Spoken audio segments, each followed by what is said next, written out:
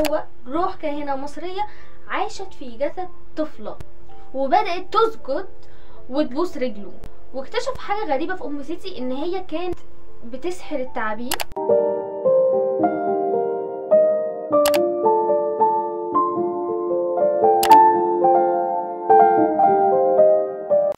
هاي جايز، يا رب النهارده يكون يوم مليان امل فرحه وسعاده والهم ده كله ضحكه حلوه طالعه من قلبي. النهارده الفيديو زي ما قرأته في العنوان هو روح كاهنه مصريه عاشت في جسد طفله.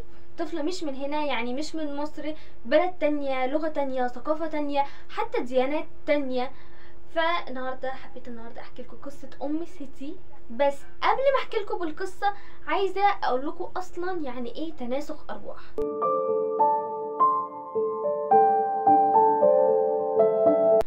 طيب احنا نصحصح مع بعض عشان نتكلم. لو انتوا معاكوا شيبسي او اي سناكس عايزين تشربوا حاجه اشربوا، ان القصه مشوقه جدا ممكن تجوعوا. تناسخ الارواح، اولا عايزين نبدا بفكره يعني ايه تناسخ ارواح. تناسخ الارواح هو ان في بعض من المذاهب بتؤمن بتناسخ الارواح، الا وهو انه بيؤمنوا انه الجسد لما بيموت الروح بتطلع وبتروح لجسد تاني، يعني بتروح لجسد تاني وعالم تاني وممكن ثقافة تانية وبلد تانية. عايزة اقول لكم ان الاسلام او دين الاسلام حرم ان احنا نؤمن بحاجة زي كده لانه حرام، واحنا لحد دلوقتي منعرفش ماهية الروح. كل اللي احنا نعرفه ان الروح بتطلع تتحاسب عند ربنا، ولكن في ديانات تانية او مذاهب تانية بتؤمن بيه، سواء سماوية او غير سماوية. سماوية زي اليهودية، وغير سماوية زي البوذية والهندوسية. فاحنا فهمنا كده انه تناسخ الارواح هو انه الروح بعد وفاة الجسد الروح بتنتقل لشخص تاني وعالم تاني ودنيا تانية.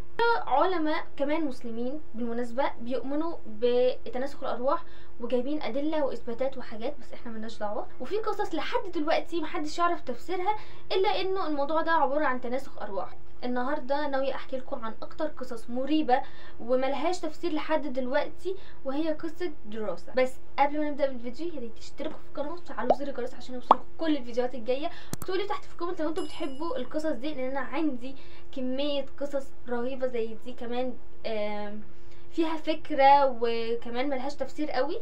فاكتبوا لي تحت في الكومنت احكي لكم قصص كتير جدا، لانه انا بحب السلسله دي. ممكن نعمل سلسله عن حكايه القصص الغريبه.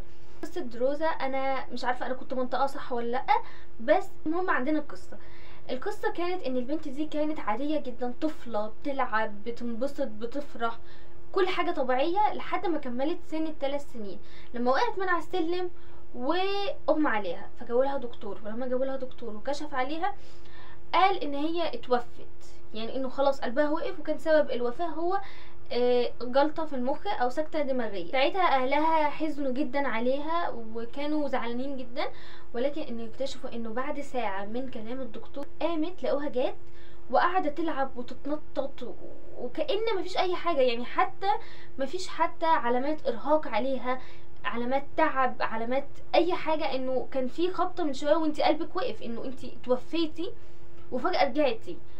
فكان الموضوع مريب، بس كانوا اهلها مبسوطين جدا انه بنتهم مؤخرا يعني رجعت لهم. لكن بعد الحادثه دي دروسي او ايا كان اسمها ما بقتش عايشه حياتها طبيعيه. طيب انه حصل بعض الحاجات اللي غريبه شويه، زي مثلا ان هي بقت تتكلم باكسنت او لكنات اجنبيه غريبه. اكتشفوا ان دي حاجه اسمها متلازمه اللكنه الانجليزيه. موضوع غريب لان هي كانت متقنه اللكنه كويس جدا. كمان كانت بتحلم احلام غريبه قوي، زي ان هي في مبنى كبير عواميده عاليه، الحيطان بتاعته منقوشه، في ورود طول الوقت زي جنينه حواليها.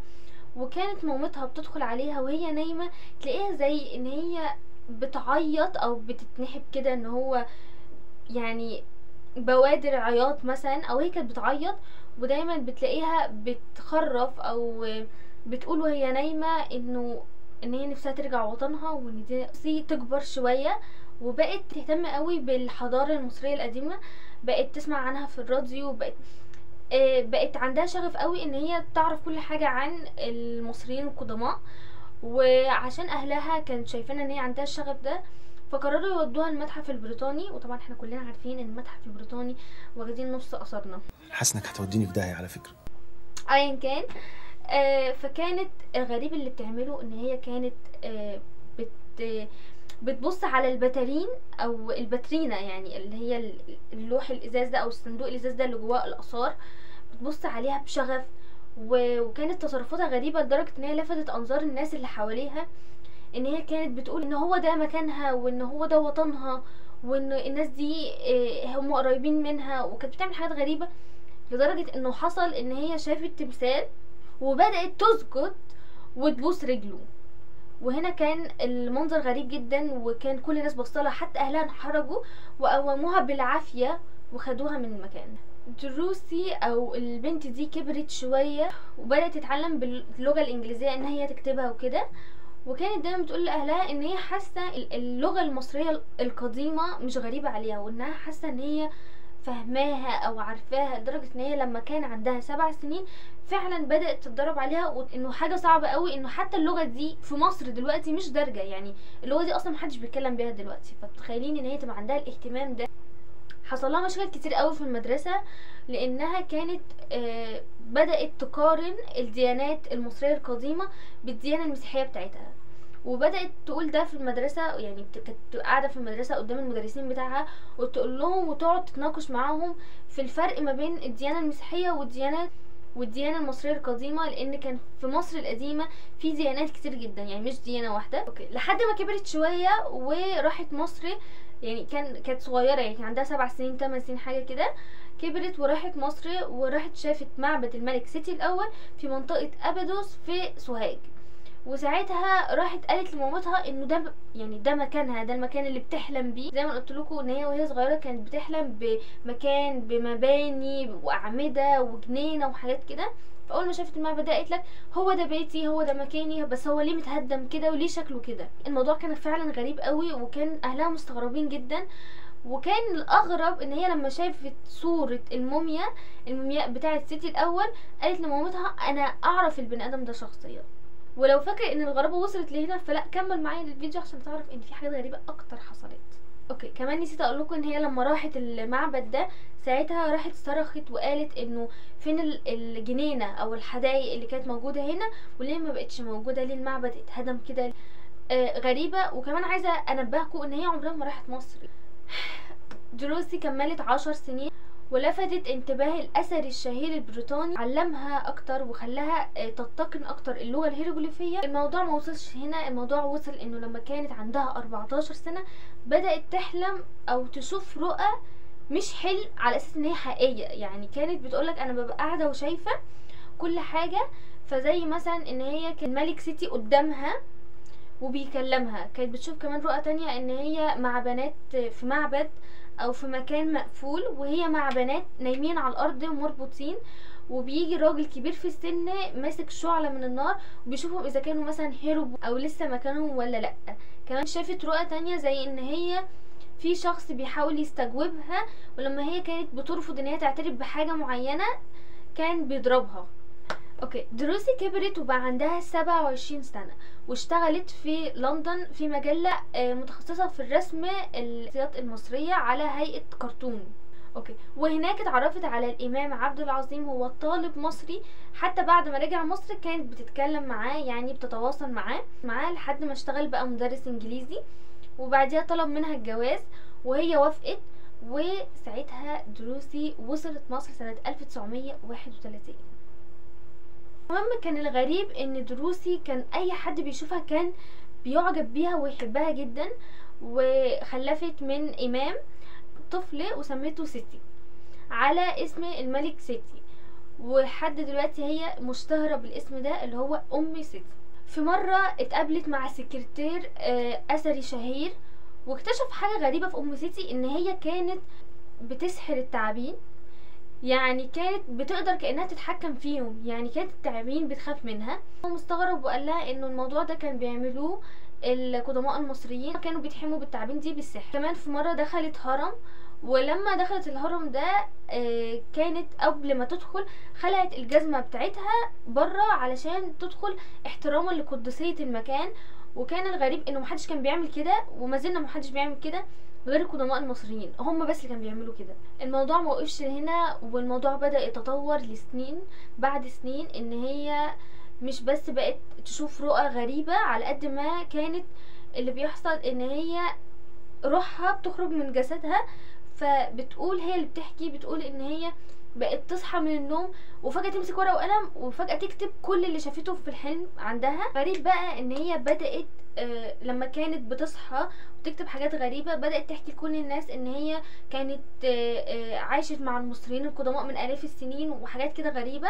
الغريب انه امام او عيلة امام ما كانوش مبسوطين من الموضوع ده، لان هي بدأت تلفت انظار الناس ليها وقالوا ان ده ما ينفعش، وطلقها سنة 1936. المهم حكت ان هي كانت بيجيلها شخص غريب اسمه حور رع، وحور رع كان بيقول لها ان هي بنت بائعة خضروات، وان لما مامتها ولدتها ماتت وباباها ما كانش عارف يرعاها. فبقى المهم باباها وداها للتبني في معبد اسمه كوم السلطان، وهناك عاشت كراهبة ورهبت عذريتها للمعبودة ايزيس لحد ما كملت 16 سنة وراحت شافت الملك سيتي الاول اللي اعجبت بيه وحبته جدا. بعد ما حبوا بعض فحصل بينهم علاقة غير شرعية، فبالتالي الموضوع ده وصل للكاهن، ولما وصل للكاهن بدأ يستجوبها ويقول لها مين الاب، لان هي حملت وهي كانت بترفض ان هي تتكلم في الموضوع ده، فراح حبسها.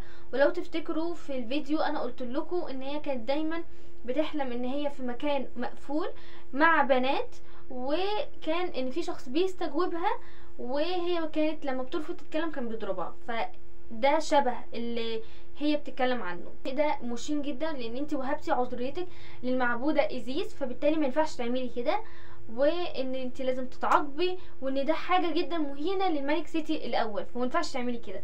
فهي ما قبلتش ده وقررت ان هي تنتحر. اشتغلت سكرتيره لشخص صاحب موسوعه جريده مصر القديمه. سكرتيره اتعلمت حاجات كتير قوي عن مصر القديمه وكانت دايما عندها شغف اكتر. وغريب ان هي ام سيتي كانت غريبه جدا لان هي كانت تصرفاتها حتى غريبة. كانت بتقعد في الأهرامات بالساعات، وكانت بتصوم مع المسلمين في رمضان، وكانت في نفس الوقت بتحتفل بالكريسماس مع المسيحيين. فهي كانت بتقول ان هي بتحترم اي ديانة ايا كانت، وان هي يعني مع كل الديانات. كل الحاجات دي الغريبة دي ممكن نقول ان هي كانت بتبالغ فيها او ان هي اخترعتها من دماغها، بس لحد ما انتقلت لأبيدوس في سوهاج وراحت للمفتش بتاع الآثار اللي هناك، وقرر ان هو يعمل لها زي اختبار كده، لان هي خلاص كانت سمعتها خلاص، يعني كل الناس عرفت قصة ام سيتي. وقرر ان هو يدخلها المعبد وفي ضلمة، وكان بيقول لها قولي لي ايه المنقوش على الحيطان دي. وكان الغريبة ان المنقوشات دي لحد دلوقتي ما كانش حد او ما كانش معلن عنها، بس هي قالت له كل حاجة بالتفاصيل، قالت له كل حاجة حرفيا، ان هنا كان في كذا وهنا كان في كذا. ووقفت كده في مكان وقالت ان هنا كان في جنينة، وان الجنينة دي هي قابلت فيها الملك سيتي. وبعد التنقيب جذور فعلا شجر، وعرفوا انه فعلا المكان ده كان فيه حديقة. ده غير انه كان في نفق تحت المعبد ده هم ما كانوش يعرفوا عنها، فهي راحت قالت لهم ان في نفق تحت المعبد ده. بعد التنقيب هم لقوه، يعني هي بسببها لقينا نفق تحت المعبد، ولولاها ما كناش تقريبا لقينا. بس بقى الغريبة اكتر ان هي قالت انه حاجات غريبة قوي عن الرسومات اللي على الحيطة دي. قالت ان الرسومات دي بتتحرك، عامله زي الرسوم المتحركه، يعني لو قلنا اسم ملك معين او ملوك معينه بتتحرك، فبالتالي بتبقى عامله زي الفيلم. الرسومات دي عباره عن قصص، ولما بتقول اسماء ملوك معينين القصص دي او الرسوم دي بتتحرك. ام سيتي في مره راحت سالت الملك سيتي وقالت له فين مقبره الملك نفرتيتي، بس هو راح قال لها انه مش عايز يعرف حاجه، انه ما ينفعش حد يعرف حاجه عن العيله دي، وان احنا مش عايزين حاجه من العيله دي. بس قال لها ان هي في وادي الملوك قريب من مقبره توت عنخ امون. انه ما كانش حد بيدور في المكان ده، لان خلاص المكان ده قالوا ان هم لقوا فيه كل حاجه، وبالتالي المكان ده فاضي. ولكن سنه 1981 يعني بعد وفاه ام سيتي اكتشفوا فعلا ان في مقابر هنا لسه ما اكتشفتش.